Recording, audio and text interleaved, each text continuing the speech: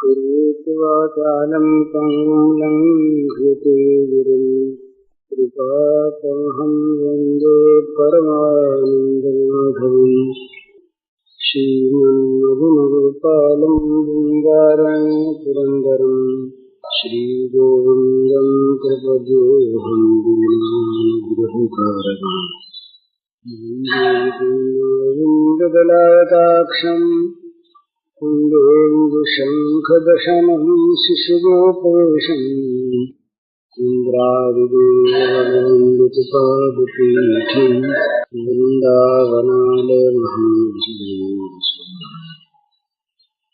नवजलधरवर्णं चम्पकोद्भासिकरणम् विकसितमलिनाशियं विस्फुरन् मन्दहास्यम् कनकरुचिदुकूलं चारुवर्हावचूलं कमपि निखिलसारं नौमि कुमारम् वंशीविभूषितकरान्नवनीरदाघात् नीताम्बरादर्मबिम्बफलाधरोष्ठात् पूर्णेन्दुसुन्दरमुखादरविन्दनेत्रात् कृष्णात् परं किमपि तत्त्वमहं न जाने। श्रीहरिः गोवा सामने बड़ा सुंदर। मोह महादुख रूप है, ताको मार निकार, प्रीत जगत की छोड़ दे तब हो गए निस्तार। ये दुख रूप मोह है। मानव के जीवन में दुख का मूल, दुख रूप, दुख पैदा करने वाला ये मोह है। इस मोह का विनाश कर देना चाहिए, इसको जीवन में से निकाल देना चाहिए। ये मोह ही आसक्ति करवाता है भोगों में। जो वस्तु जैसी है नहीं उसमें वैसा देखना ये मोह है। मोह से बुद्धि विपरीत हो जाती है और विपरीत बुद्धि विपरीत दर्शन करती है। मोह को तम कहा है, तमोगुण। और भगवान कहते हैं कि अधर्मं धर्ममितिया मन्यते तमसा वृता सर्वार्थान विपरीताश्च बुद्धि ही सा पार्थ तामसी। बताते हैं कि अर्जुन, वो तामसी बुद्धि है कि जो अधर्म को धर्म बतलाती है, सारे कार्यों को, सारी चीजों को जो उल्टा दिखाती है वो तम से आवृत, तमोगुण से ढकी हुई बुद्धि है। इसी का नाम मोह है। मोह कराता है विपरीत दर्शन। जगत में कहीं पर सुख सत्ता नहीं है सच्चिदानंद घन परमात्मा को छोड़कर। उन परमात्मा को भूलकर जगत में जगत के पदार्थों से सुख सत्ता की कल्पना करता है, ये मोह है। भगवान में ही परम सुख, परमानंद, परम शांति है। इस बात को भूलकर जहाँ केवल आग धधक रही है, जहाँ निरंतर अशांति और दुख है, वहाँ सुख की कल्पना कर रहा है, ये मोह है। तो अपने कल मोही की बात हुई थी। मोह दे बिनु राम पद होहिं दुह अनुराग, भगवत चरणार विंद में अनुराग तब तक नहीं होता जब तक ये मोह रहता है। तो मोह का नाश ये अत्यंत आवश्यक है। मोह के नाश के लिए ही जीवन की गति को भगवान की ओर मोड़ देने का प्रयास करना है। ये दोनों अन्योन्याश्रित है। भला भगवान की ओर जीवन की गति होने पर ही मोह का नाश होता है और वास्तविक मोह का नाश होने पर ही भगवान की ओर गति होती है। दोनों एक दूसरे के सहायक हैं। तो दोनों में कोई एक क्रम नहीं, किसी किसी के पहले मोह का नाश आरंभ होता है, फिर भगवान की ओर गति होती है। किसी किसी के भगवान की ओर गति होने पर मोह का नाश होता है। लेकिन इनमें सहज चीज है भगवान की ओर पहले गति करना। ये गीता में भी और पातंजलि योग दर्शन में भी वैराग्य का क्रम पीछे है, अभ्यास का पहले है। अभ्यास वैराग्याभ्याम तन्निरोधः, ये योग दर्शन का सूत्र है। अभ्यासेन तु कौन्तेय वैराग्येन च गृह्यते, मन का निग्रह अभ्यास और वैराग्य से होता है। तो अभ्यास पहले, वैराग्य पीछे। इसमें कारण है, भगवान जो हैं ये ठोस हैं, भगवान में पोल नहीं है, इसीलिए इनका एक नाम कूटस्थ है। घन की तरह से जिनमें कहीं पोल नहीं, सारा का सारा भगवान का, भगवान से परिपूर्ण। पूर्णस्य पूर्णमादाय पूर्णमेवावशिष्यते, भगवान की पूर्णता का वर्णन उपनिषद कहते हैं कि पूरे में से पूरा निकाल लिया जाए तब भी पूरा बचता है। पूरे में से पूरा निकाल ले तब भी पूरा बच रहे। इस प्रकार भगवान नित्य पूर्ण है, ठोस है। तो ठोस में किसी दूसरी वस्तु का प्रवेश नहीं हो सकता। कहीं न कहीं पोल होने पर दूसरी वस्तु उसमें समाती है, नहीं तो अन्य वस्तु समाती नहीं। इसीलिए भगवत दृष्टि से भगवान का निश्चय होने पर इस जगत में भी फिर भगवान के सिवा कुछ दिखाई नहीं देता, क्योंकि है नहीं। ये भगवान में जगत समाया नहीं है, हमारी दृष्टि में जगत बना है। तो भगवान है सॉलिड, बड़ी वो घन चीज है। तो क्या करे, जैसे किसी जमीन में कोई घड़ा, उसके अंदर जमीन में पाटा हुआ हो, वो निकल न सकता हो, और उसमें भरा है गंदा पानी, उसको निकालना है तो कैसे निकाले? तो उपाय क्या करे कि उसके अंदर शीशा जला के भरना शुरू कर दे। तो शीशा है सॉलिड, ये घन है। जितना जितना शीशा उसके अंदर भरेगा उतना उतना वो पानी से खाली होगा पात्र, क्योंकि खाली किए बिना भरेगा कैसे? तो जितना जितना शीशा भरता जाएगा उतना उतना जल निकलता चला जाएगा। उतनी उतनी जगह है वो शीशा अपना रोकता चला जाएगा। तो शीशा ऊपर तक भर गया तो जल अपने आप निकल गया। तो इसलिए ये बड़ा सुंदर मार्ग है, भगवान की ओर जीवन को लगा दे। जितना जितना भगवान की ओर लगेगा उतना उतना अपने आप ही भोगों से हटेगा। भोगों में दुख दोष देखकर इनसे हटाने का जो मार्ग है ये भी सुंदर है, पर जरा रूखा है। उसमें केवल हटाना है ना, केवल निकालना, वो चट्टान तोड़ते चले जाओ, रास्ता निकालते रहते जाओ। तो ऐसी कोई चीज मिल जाए जिसमें टूट जाए अपने आप और आनंद मिलता रहे। तो भगवान ने कहा कि भाई तुमको भव सागर पार करना नहीं पड़ेगा, ये तो हम कर देंगे। तो गीता की बात, तेषाम हम समुद्धरता मृत्यु संसार सागरात भवान नचिरात पार्थ मैया वेशित चेतसा।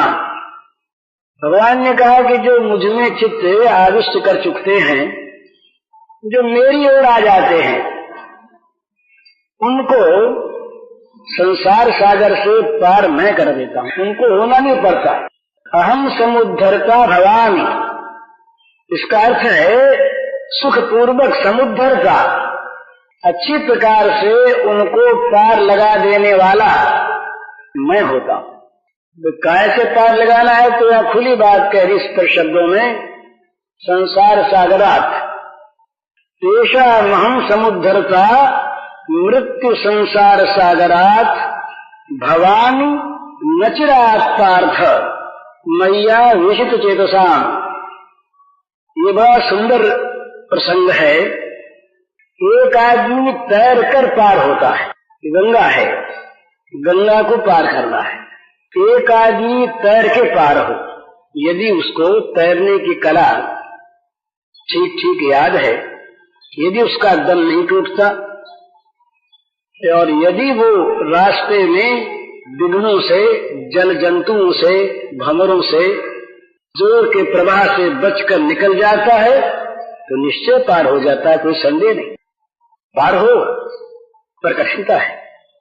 तो एक आदमी ऐसी नौका में सवार होकर पार हो जाए जो तुरंत ले जाए, टकराने डूबने का भय न हो, और साथ साथ उसे किसी ऐसी वस्तु का संग बना रहे जो निरंतर मन को, इंद्रियों को भी आनंद देता रहे। तो भगवान ने कहा अहम समुद्धरता भवामी। बड़ी सुंदर चीज। संसार सागर से इस पार नौका लेके भगवान आ जाते हैं, नहीं तो पार कैसे करें? उस पार हो तब तो पार करने का स्वारस्य होता नहीं। ये शब्द जो होते हैं ना, इनमें एक साहित्यिक दृष्टि भी, उसका सौंदर्य देखने का होता है। व्यास जो हैं ये भगवान के अवतार हैं, और व्यास जो हैं ये महाकवि हैं, व्यास क्रांतदर्शी हैं, व्यास मुनि हैं और व्यास महाकवि भी हैं। तो उनका एक काव्य सौंदर्य है, काव्य सौंदर्य। तो कहते हैं संसार सागरात अहम समुद्धरता भवामी। और संसार सागर कौन सा? मृत्यु संसार सागरात, जिस संसार में मौत का नित्य जल उछल रहा है, जो मृत्यु से भरा है, मृत्यु संसार सागरात, मरण जिसका स्वरूप है, इस प्रकार मृत्यु को लेकर उछलता हुआ जो संसार सागर, उस संसार सागर से पार करने वाला मैं होता हूं। पार करने वाला तो पार किया जाता है इस पार से उस पार। इसका अर्थ यह है कि इस पार वो तैयार हैं नौका लेकर के, अपनी कृपा की नौका वो लेकर इस पार तैयार है। वो कहते हैं आ जाओ, इस मेरी नौका में बैठ जाओ और पार हो जाओ। तो भाई इस नौका में बैठने से क्या होगा? तीन बात होगी, बड़ी सुंदर, जोर नहीं होती कहीं। इस नौका में बैठने से सुखमय नौका है। इस नौका में पार होने में कोई कठिनाई नहीं, अनायास, अपने को बहे रहना, कुछ नहीं करना है, अनायास पार हो जाए। दूसरी चीज, नौका के डूबने का डर ही नहीं कि नौका ऐसी और केवट ऐसा। बड़ी मजबूत नौका, भगवत कृपा, कभी डूबती नहीं, सब डूब जाते हैं, सारी शक्तियां डूब जाती है, भगवत कृपा नहीं डूबती। वो तो सारे विघ्नों का नाश करने वाली जो शक्ति भगवान की है, सारी संपत्तियों को देने वाली जो शक्ति भगवान की है, उसका नाम कृपा है, अनुग्रह है। मच्चित्ता मच्चित्त सर्वदुर्गान मत प्रसादा तरिष्यसि। भगवान की कृपा, भगवान कहते हैं कि तरिष्यसि, वो मेरी कृपा से सब कठिनाइयों से तर जाता है। दुर्ग शब्द है, दुर्ग माने किले, बड़े बड़े कठिनाइयों के जो किले हैं, उन किलों को फतह कर लेता है जो भगवान का आश्रय करता है। तो दूसरी बात ये नाव के डूबने का डर नहीं है।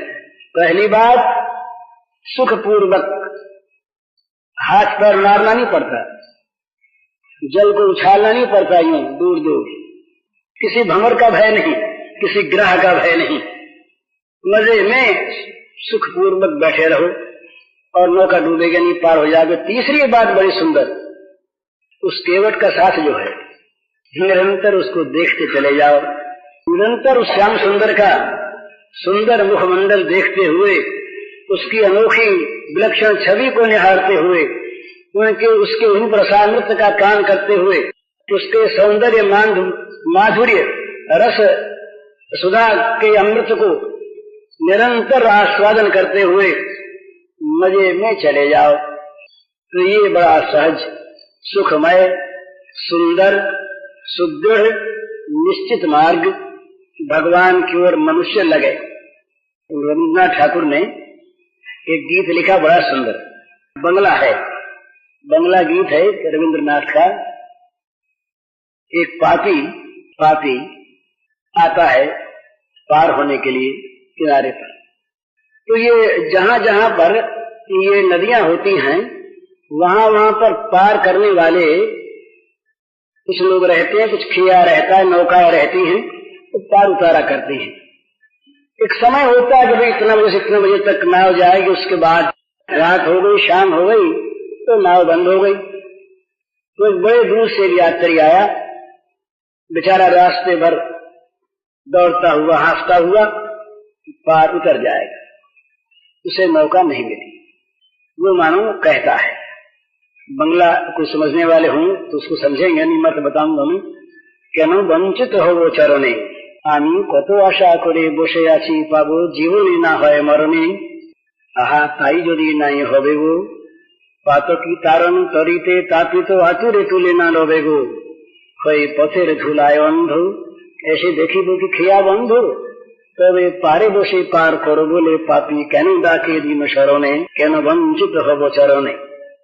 वो कहता है बड़ी जोर की भाषा में अपना अधिकार बताता हुआ, वो कहता है कि मैं इन चरणों से वंचित क्यों रहूंगा कहना पूछता है, क्यों रहूंगा मैं वंचित इन चरणों से। मैं तो कितनी आशा लगा के आया, पाऊंगा और पाऊंगा, नहीं पाऊंगा। यदि ये नहीं हुआ ताई यदि नहीं होगो, अगर ये नहीं हुआ पातकी तारन तरीते तापित आतुरे तुले न लोवेगो, पातकियों को पापियों को तारने वाली नौका में इस संतप्त पातकी को अगर तुम नहीं बैठा लोगे, पातकी तारन पापियों को तारने वाली, तरी माने नौका, पातकी तारन तरीते तापित संतप्त आतुरे आर्त तुले न लोवेगो, उठा के नहीं बैठा लोगे। पातकी तारन तरीते तापित आतुरे तुले ना लोवेगो होए पथिर धूलाए अंधो। रास्ते की धूल छांकता हुआ मैं आया, मेरी आंखें धूल से भर गईं और ऐसे देखी वो कि क्या बंद हो, क्या मैं आकर अपने लिए ये देखूंगा कि मेरे लिए नाव बंद हो गई। तब पारे बोसे पार करो बोले पापी कहनो डाके दीन शरोने। तब इस पार बैठ करके पापी लोग दीन होकर क्यों पुकारते हैं कि नाथ हमें पार करो, तुम्हें पार करना पड़ेगा। तो भगवान निरंतर पार उतारने के लिए तैयार है, नौका लिए तैयार है, सुखमयी उनकी नौका, ऐसी बढ़िया नौका कि जिसके कभी डूबने का डर नहीं, जिसमें सुख ही सुख भरा, रास्ते भर मौज से खाते चले जाओ आराम से। ये आजकल एयर सर्विस में वो रास्ते में खाने को मिलता, पर इसमें तो डर रहता कहीं इंजन फेल हो गया, कहीं क्लेश हो गया, कहीं टकरा गया तो आग लग गई, जल गए, खत्म हो गए। पर ये नौका डूबने की नहीं, और पहुंचेगी कब? नचरात, ये भगवान के शब्द हैं। नचरात पार्थ मैया विचित चितसा नचरात पार्थ, अर्जुन देर नहीं होगी। ये मैं जब पार करने को तैयार हो जाऊंगा, तैयार हुई, मैं पार करूंगा, तब चिरकाल नहीं लगेगा। विघ्न तो है ही नहीं, दुख तो है ही नहीं, सुख पूर्वक पार जाओगे, लेकिन विलंब नहीं होगा, नचरात तुरंत पार हो जाओगे। तो इसलिए कि बड़ा सुंदर भाव यह है कि भगवत चरणारविंद में अनुराग करने की इच्छा करे और अनुराग करना शुरू कर दे। ये अभ्यास, इसके द्वारा जितना जितना भगवान में राग बढ़ेगा, भगवान में जो राग है इसी का नाम प्रेम है। भक्ति का रूप बताया शांडिल्य ने, सा परानुरक्ति ईश्वरे, ईश्वर में जो परम अनुराग है उसका नाम भक्ति है। तो शुद्धानुराग का स्वरूप हम बहुत कम जानते हैं। राग, अनुराग, विशुद्धानुराग, इनमें अंतर होता है। ये वैष्णव शास्त्र में प्रेमियों के मार्ग में जो 8 स्तर बताए हैं प्रेम के, उनमें छठा स्तर जो है ये अनुराग है। इसके बाद फिर भाव है, फिर महाभाव, जो श्री राधा का रूप है, महाभाव रूपा श्री राधिका है। तो ये अनुराग उनका अर्थ यही है कि किसी अन्य का महत्व सत्ता तक न रहे, सारा प्रेम सब जगह से निकल कर सिमट कर प्रेमास्पद के लिए ही प्रेमास्पद के चरणों में अर्पित हो जाए। ये ऊंची अवस्था अनुराग की। इसके पहले ये कभी विषय होगा तो होगा, बड़ा सुंदर विषय है रस का ये। प्रीति स्नेह मान प्रणय राग अनुराग भाव महाभाव, और महाभाव के भेद हैं अनेकों, इनमें मोहन मादन दो भेद बड़े सुंदर हैं। ये दूर दृष्टि वालों के लिए तो ये चीज सुनने कहने की भी नहीं है, और भाव जिनके हृदय में पवित्र हैं वे इनको कह सुन सकते हैं, बड़ी ऊंची चीज। तो मैं ये कह रहा था कि भगवान की ओर अपने चलना शुरू कर दें, भगवान की ओर हमारे जीवन की गति हो जाए तो मोह का नाश अपने आप होगा। तो बोले मोह रहते गति होगी कैसे, ये प्रश्न आता है।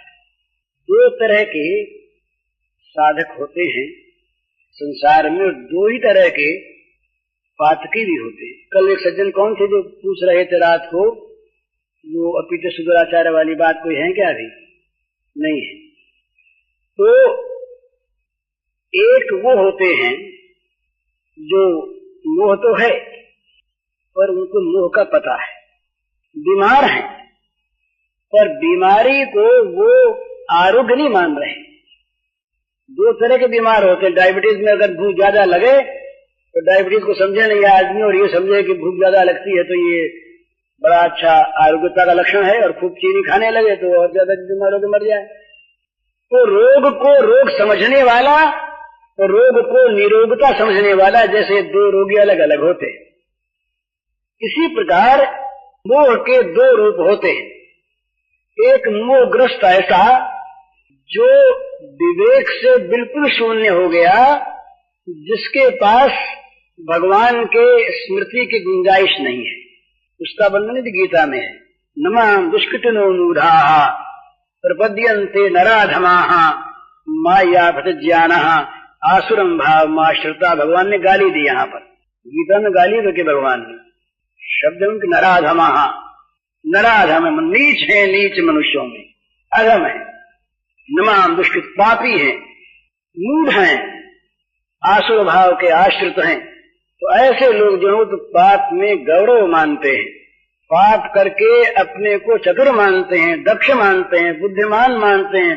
पाप उन्हें खलता नहीं, पाप उन्हें बुरा नहीं मालूम होता, वे पाप में महत्व बुद्धि करते हैं। वे तो भगवान ने कहा कि मुझको बचते ही नहीं। ऐसे जो दुष्कृति हैं वे मुझे बचते नहीं, वे मूढ़ हैं, नराधम हैं, मुझे बचते नहीं। लेकिन ऐसे भी पापी हैं जिनके द्वारा पाप तो बनते हैं, अभ्यास से, आसक्ति से, कौतूहल से, देखा देखी, आवश्यकता से भी पाप तो बनते हैं। सारी कमजोरियां हैं, पाप बनते हैं, परंतु उनके मन में एक वेदना रहती है कि हाय हाय हमारा जीवन बुरे मार्ग में जा रहा है, गिर रहे हैं हम, पर बचा नहीं सकते। ऐसी ही प्रबल मोह की धारा है कि अपने आप की रक्षा नहीं कर सकते, बचा नहीं सकते। जब पाप सामने आता है तब गिर पड़ते हैं। पाप होने पर पश्चाताप होता है, मन में आता अब नहीं करेंगे, बहुत बुरा हो गया, फिर करते हैं, फिर करते हैं, फिर करते हैं। ये मोह है। इस मोह में पड़े हुए आदमी का अंतःकरण किसी दिन कड़ा उठता है। हम सबके जीवन में ऐसे क्षण आया करते हैं जब अपने पाप अपने को दिखने लगते हैं। ये बड़ा शुभ क्षण होता है जीवन में। ये घड़ी बड़ी शुभ होती है जब मनुष्य को अपने पाप दिखते हैं और अपने पापों पर पश्चाताप होता है, जलता है हृदय। तो ऐसी स्थिति होती है उस मोहग्रस्त पाप करने वाले मनुष्य की। पाप करता है पर पाप में पाप बुद्धि होने के कारण से पछताता है, रोता है, पर अपना पुरुषार्थ, अपनी साधना, अपनी शक्ति उसे पाप से हटा नहीं सकती। ये स्थिति होती है एक मानव। दूसरी चीज, एक बड़ी सुंदर इस सिद्धांत की बात है, पापी की कोई प्रत्यक्ष में सहायता नहीं करता। पाप को पाप मानता है ना, तो बचाकर तो भले ही सहायता करे। चोरी का माल कोई रख ले भले ही गुपचुप, पर चोर के शामिल चोरी करने में नहीं होता, डरता है। बोले भाई तुम अलग रहा करो, अपने शामिल तो, पर पास न बैठा करो, लोग वहम कर लेंगे। तो पापी को पास बैठाने में लोग घृणा करते हैं, ये नियम है। बेटा भी यदि बुरा कर्म कर बैठे और वो अगर प्रसिद्ध हो जाए तो बात कह देगा हम तो पहले ही जानते थे नालायक है, ये तो हमारे कुल को डुबोएगा, हमारा क्या वास्ता जी, बेटा हो गया तो क्या, ये तो भाग्य से हो गया, इससे हमारा वास्ता क्या है, इससे हमारा क्या लेन देन है, ये तो बलांगार है, नीच।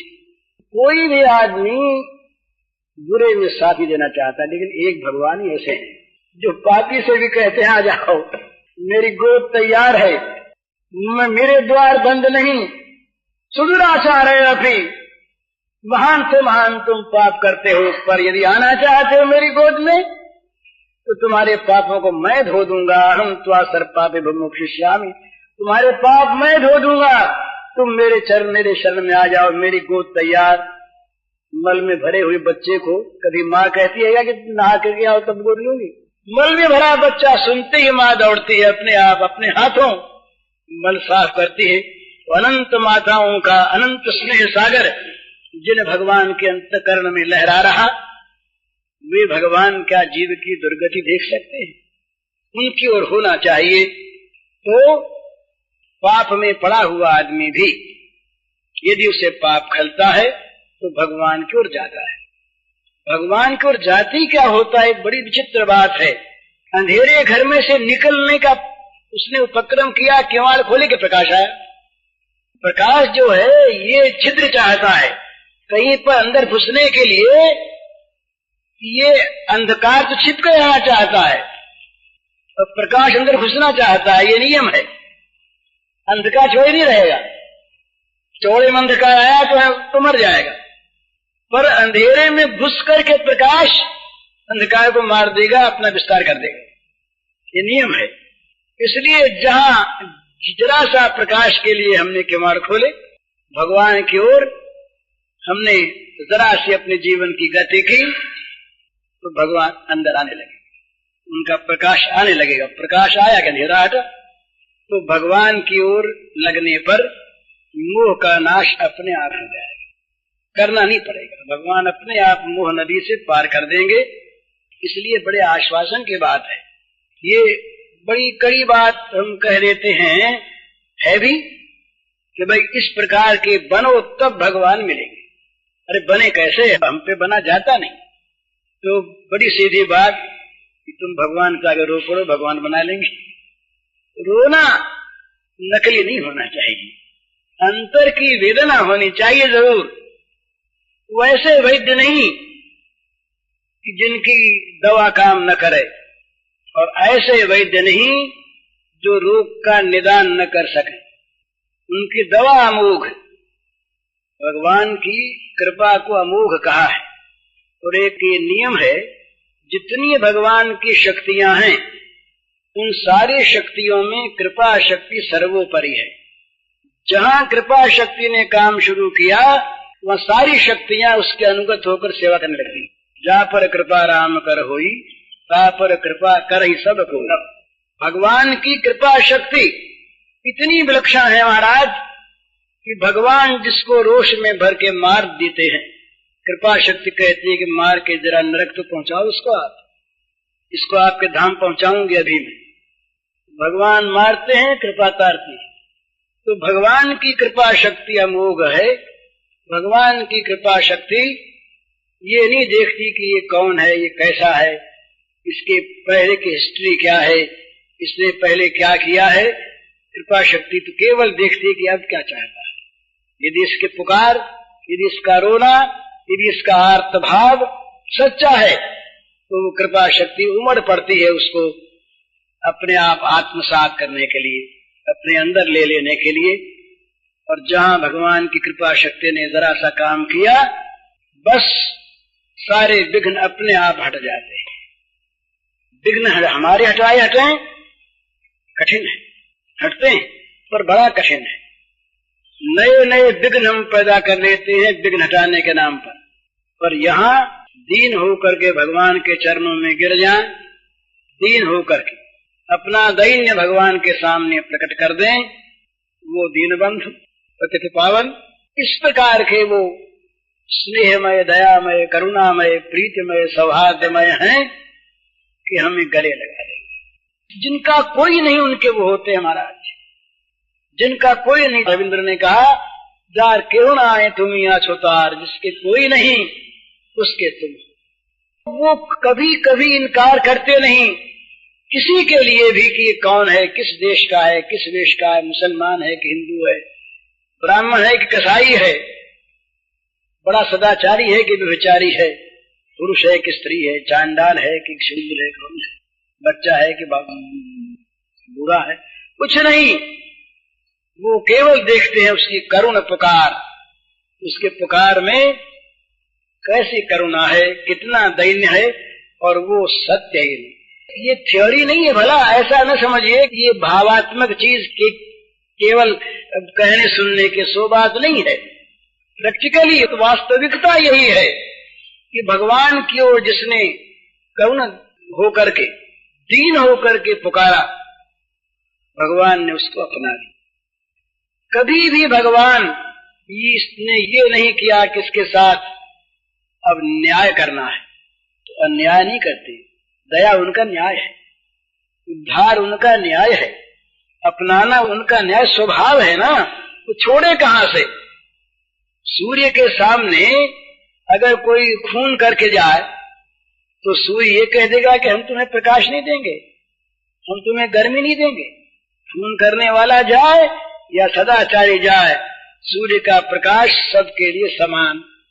तो भगवान का स्वभाव है, प्रभु मूर्ति कृपामयी है। तुलसीदास कहते हैं, है तुलसी प्रतीत एक, प्रभु मूर्ति कृपामयी है। तुलसीदास कहते हैं कि हमको तो ये एक विश्वास है कि भगवान बने हुए कृपा से, प्रभु की मूर्ति कृपामयी है। वो अपनी कृपा को छोड़ दें तो वो न रहे। कृपा ही उनके शरीर के, उनके अवयवों के सारे धातु हैं, कृपा से बने हैं। इसलिए भगवान की कृपा सबके लिए खुले हाथों अपने आप को बांट रही है कि हमें ले लो। तो जरा भी निराशा की बात नहीं है, हमें उस ओर लगना है, सारा काम वो कर देंगे। अपने जीवन की गति को उस ओर मोड़ लेना है। मोह का नाश फिर भगवान कर देंगे।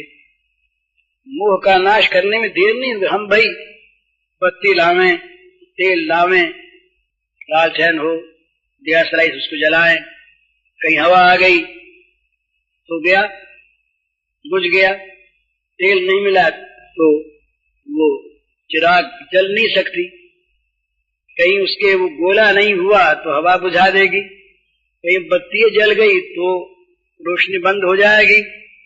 और ये ऐसी रोशनी है जिसमें तेल बाती की आवश्यकता नहीं, जो स्वमहिमा में स्थित है, स्वप्रकाश है, स्वस्वरूपमय है। ऐसे भगवान जो हैं उनकी कृपा क्या नहीं कर सकती।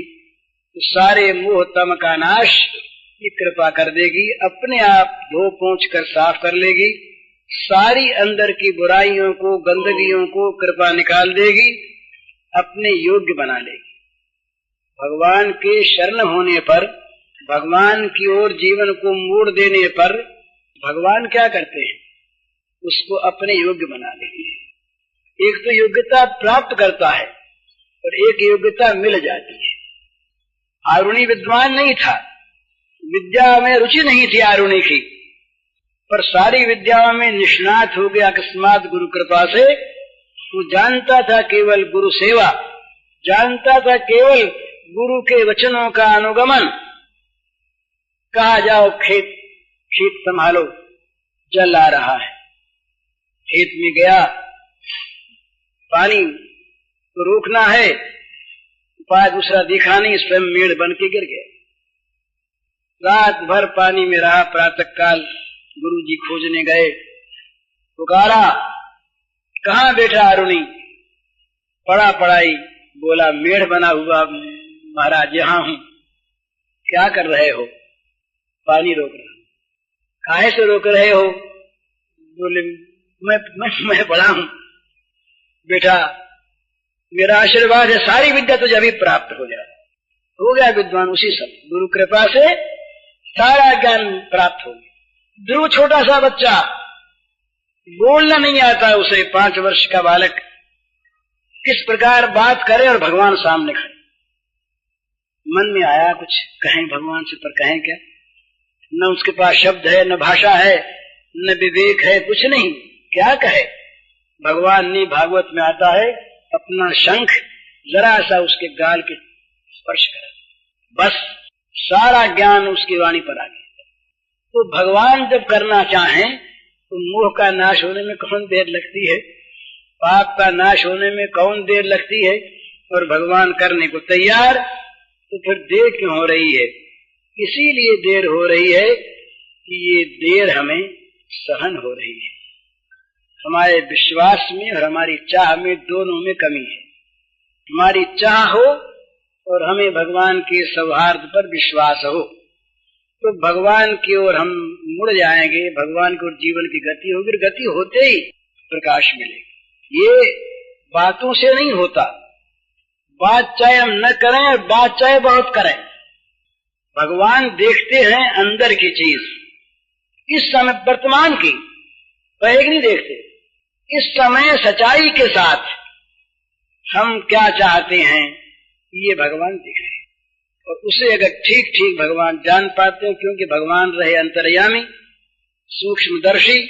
हम कहीं अपने आप को धोखा दे सकते हैं, हम अपने आप से अपने आप धोखा खा सकते हैं, पर भगवान धोखा नहीं खा सकते। पहले की चीज तो नहीं देखते, भगवान देखते हैं कि इसकी चाह में, इसकी प्रपत्ति में, मेरी ओर मुड़ने की इच्छा में क्या सच्चाई है, कितना, बस वो होना चाहिए। अपने आप भगवान फिर सारा काम अपने आप कर लेंगे। कोई काम हमें नहीं करना, हमें तो एक ही करना है, उनका स्मरण बना रहे। तदर्पिता अखिलाचार्यता तद विस्मरणे परम व्याकुलता। सबका सब भगवान ने ले लिया, हमारे पास क्या बचा? एक भगवान की याद बची, भगवान की याद, स्मरण। वो स्मरण कहीं नहीं होता क्षण भर तो व्याकुल हो जाता है जीवन, क्या खो गया, और न कुछ करना है, न कुछ पाना है, न देना है, न लेना है, निश्चिंत। भगवान कहते हैं निश्चिंत रहो। माँ शुच, ये गीता का कोई ले तो बड़ा सुंदर भगवान का अंतिम उपदेश वाक्य है। माँ शुच, मत सोच करो, मत चिंता करो। कोई कैसे न करें, पापी हैं, प्रश्न करे कोई। माँ शुच से पहले कह दिया कि पापों से मैं बचा दूंगा। क्यों बचा दोगे? पहले कह दिया कि माम एकम शरणम ब्रज, एक मेरे शरण में आ जाओ, एक मेरी तरफ देख लो, एक मुझको जांचो, तो बस सारी याचना, सारा भिखमंगापन, सारा पाप, सारा ताप, सारी जलन, सारा मोह सदा के लिए मिट जाएगा। अर्जुन ने यही कहा। अर्जुन से फिर पूछा क्यों भाई क्या हुआ? अर्जुन ने सबसे पहली बात कही, नष्टो मोह, मेरे मोह का नाश किया। बस मोह का नाश हुआ तो सारा काम बना। मोह का नाश होने के बाद जीवन बन जाता है भगवान के अनुगत, और मोह का नाश न होने तक जीवन रहता है भोग के अनुगत। ये बड़ा अंतर है, भोग परायण जीवन और भगवत परायण जीवन।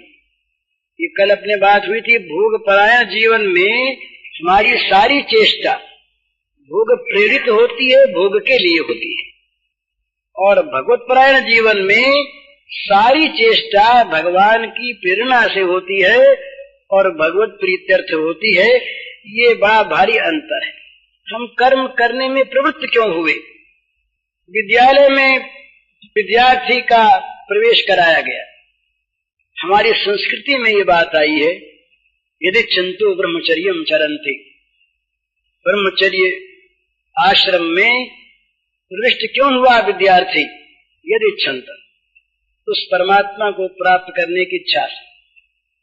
अर्थकली विद्या होनी चाहिए, जगत में अर्थ की आवश्यकता, पर अर्थ हो मोक्ष के सन्मुख जाने वाला, तब तो अर्थ नहीं तो अनर्थ।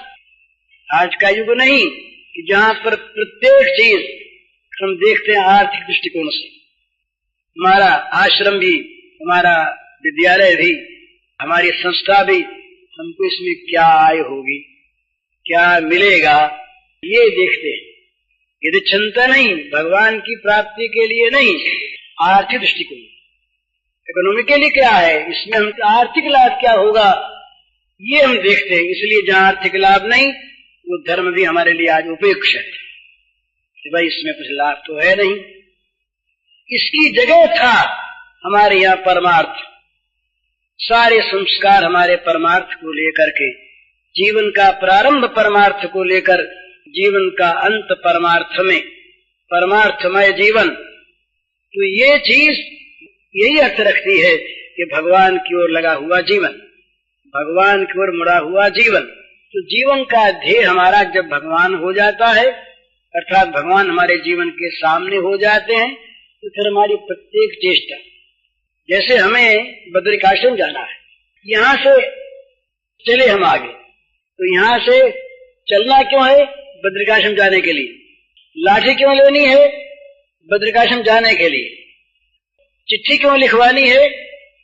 काली कमली वाले से रास्ते में असुविधा न हो, वहां पहुंच जाए इसलिए। खाते क्यों हैं? इसलिए कि शरीर में बल रहे तो वहां पहुंच जाए। सोते क्यों हैं? शरीर में ताजगी आ जाए, वहां पहुंचना है। तो जैसे बद्रिकाश्रम जाने वाले की सारी चेष्टा, खाना पीना, सोना, उठना, बैठना, जागना, बात करना, ये जैसे बद्रिकाश्रम के लिए होता है, इसी प्रकार से जहाँ भगवत परायण जीवन होता है, वहाँ प्रत्येक चेष्टा भगवत प्रेरित होती है और प्रत्येक चेष्टा का फल वो चाहता है भगवत प्रीति। ठीक इससे उल्टा भोग में होता है। मंदिर में जाकर के भी वो भगवान से कहेगा, महाराज धन मिल जाए, पुत्र मिल जाए, अधिकार मिल जाए, कीर्ति मिल जाए, यश मिल जाए। तुलसीदास कहते हैं, अरे मरा आदमी कैसा बेवकूफ, तुलसीदास हरिनाम सुधा तजी, छठ हठी पिए तो विषय विष मांगी। मूर्ख मांग मांग करके जहर पीता है, हठी, जबरदस्ती भगवान कहले तुमको नहीं देंगे जहर, तुमको जहर नहीं देंगे भैया, तुम हमारे प्यारे हो। बोले नहीं महाराज, ये मीठा है, दे। कहते हैं सठ हठी पियत विषय विष मांगी, मांग मांग करके विषय रूपी जहर को वो मूर्ख पीता है जान। क्यों? शठ है, मूर्ख है। तो भोग परायण जो व्यक्ति होगा, उसकी सारी चेष्टा भोग प्रेरित होगी, सारी चेष्टा भोग प्राप्त्यर्थ होगी। ये बड़ा अंतर है भोग जीवन और भागवत जीवन में। भगवत परायण जीवन और भोग परायण जीवन। तो जब तक भोग परायण जीवन है, तब तक भगवान की ओर मुड़ा नहीं। भोगों में वितृष्णा होने लगे, भोग बुरे मालूम होने लगे, भोगों से चित्त हटने लगे, इनसे ऊबने लगे, दूसरों के भोग देखकर चित्त ललचाए नहीं, ललचाता है। बोले देखो इसके इतना वैभव है। एक बार के बाद हम कुंभ में गए, हमारे एक मित्र साधु थे, बड़े अच्छे आदमी, नाम हम नहीं बताएंगे, बड़े सात्विक आदमी और बड़े सरल हृदय के साधु ही। एक दिन हमसे बोले, भाई जी कुछ गड़बड़ मालूम होती है, भगवान की कृपा शायद कम है। हमने कहा क्यों? तो देखे ना, उनके कैंप में तो बड़े बड़े मिनिस्टर आते हैं, बड़े बड़े धनी लोग आते हैं और बड़ा चढ़ावा होता है और बहुत ज्यादा यज्ञ और ये हो रहे हैं, और हमारे ही लोग आते हैं।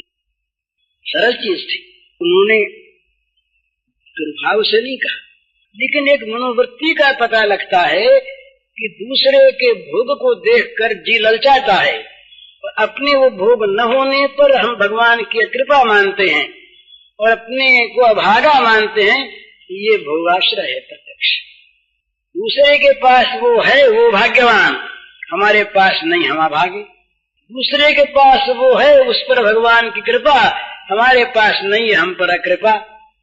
तो ये प्रत्यक्ष सिद्ध करता है कि उस वस्तु में जिसके लिए वो लालायित है, जिसके मिलने पर अपने को भाग्यवान मानता है, जिसके न मिलने पर अभागा मानता है, उस वस्तु में उसकी मुख्य बुद्धि है। उस वस्तु को ही वो परम श्रेय रूप साध्य मानता है। साध्य मानता है तो साधन फेंक देता है। ये नियम है महाराज। हम बाजार में गए 1 रुपया लेकर, बदले में हमें 1 रुपये की अमुक चीज लेनी है, वो चीज हमने ली, रुपया फेंक दिया, ठीक है ना उनके पास। उस चीज के लिए रुपये का त्याग कर दिया। रुपये का त्याग हम कर सकते हैं, वो चीज चाहिए, उस चीज की महत्ता वहां रुपये से ज्यादा है। भाई हमें हमारा भगवान ये काम कर दें, हमने आज 1,00,000 नाम लिए, 1,00,000 नाम हम अर्पण करते हैं, बदले में हमको भगवान ये चीज दे दे, तो 1,00,000 नाम हम देते हैं उस एक चीज के लिए, तो महत्ता उस वस्तु की। तो जब भोग जीवन होगा मनुष्य का, तो उसकी साधना भी भोग की सेवा में लगेगी, उसकी उपासना भोग की सेवा में लगेगी, उसके विचार भोग की सेवा में लगेंगे, और उसके देवता और वो भगवान से भी कहेगा कि हम आपके भक्त हैं, देखिए हम आपका नाम जपते हैं, देखिए हम आप ही का आश्रय और किसी का आश्रय नहीं, हम तो देखिए महाराज आप ही के, अब आपके बिना हम किससे कहें, ये हमारा लड़का मर रहा है, इसको तो बचाना है, ये आप बचाएं, दूसरा कौन बचाए। ये कोई बुरी चीज नहीं है, ये पाप नहीं है, ये कोई अनर्थ नहीं है, पर मूर्खता तो है ही, अविवेक तो है ही कि जो भगवान अपने आप को देते हैं, दिए हुए हैं, देने को तैयार हैं, उनसे केवल लड़के को बचाने की प्रार्थना करना। ये लड़का तो आज नहीं कल मरेगा, या पहले हम मर जाएंगे, लड़के को तो छोड़ना पड़ेगा ही। कौन सी चीज हमने मांगी, भगवान से हमने क्या चाहा, पर क्या है हमारी जो भोग बुद्धि है, वो भगवान से भी भोग सेवा का काम करवाना चाहती है।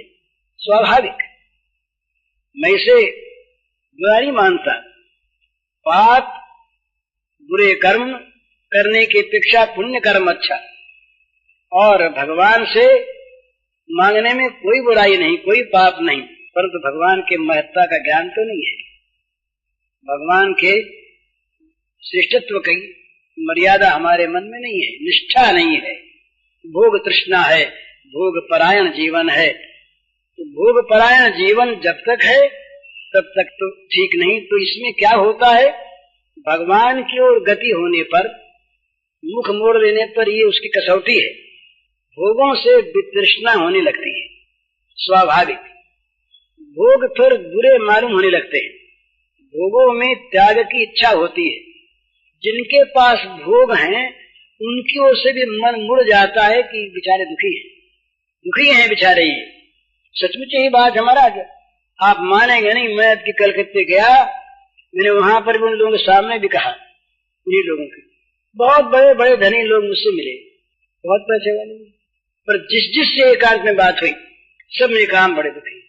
अब जिनके पास पैसा नहीं वो मानते हैं कि न मालूम इनके पास कितना सुख होगा, इनके पास संपत्ति, उनके दुख के कारण दूसरे हैं, पर जब तक भोग परायणता है तब तक दुख रहेगा ही। दुःखालयम शाश्वतम, ये कोई बच नहीं सकता इससे। लेकिन भोग परायण जो आदमी है वो दुखों पर दुख प्राप्त करता हुआ भी दुखों के स्थान में फिर जाता है।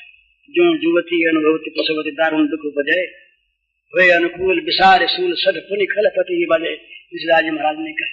बार बार भूल करते हैं, बार बार कष्ट सहन करते हैं, बार बार दुख पाते हैं, फिर वहीं जाते हैं। ये मोह, तो ये भगवान की ओर लगने पर क्या होता है कि भगवान की कृपा से इस मोह का नाश प्रारंभ हो जाता है। मैं तो ये कहूंगा कि मिट जाता है तुरंत, पर वैसा न हो, न भी हो। तो ये मानना चाहिए कि कम से कम इतना होने लगता है कि भोगों से वितृष्णा होने लगती है, भोगों में हीन बुद्धि होती है, भोगों में निम्न कोटि की बुद्धि होती है, भोगों में सुख की कल्पना नहीं होती, भोग सौभाग्य के चिन्ह नहीं दिखते, भोग में भगवान कृपा के दर्शन नहीं होते। चित्त भगवान की ओर जाने के लिए उतावला हो उठता है, तीव्र आकांक्षा पैदा होती है और ऐसा होता है कि अब जा मिले भगवान से, जल्दी मिल जाए, इस प्रकार की स्थिति मन की पैदा हो जाती है। तो ये स्थिति जब होने लगे तब समझना चाहिए कि हम मानव जीवन के ठीक रास्ते पर आ गए, आगे बढ़ना है, भगवान बढ़ाएंगे, ये सच्ची बात है, लेकिन रास्ते पर आ गए और भगवान की ओर मुंह करना है।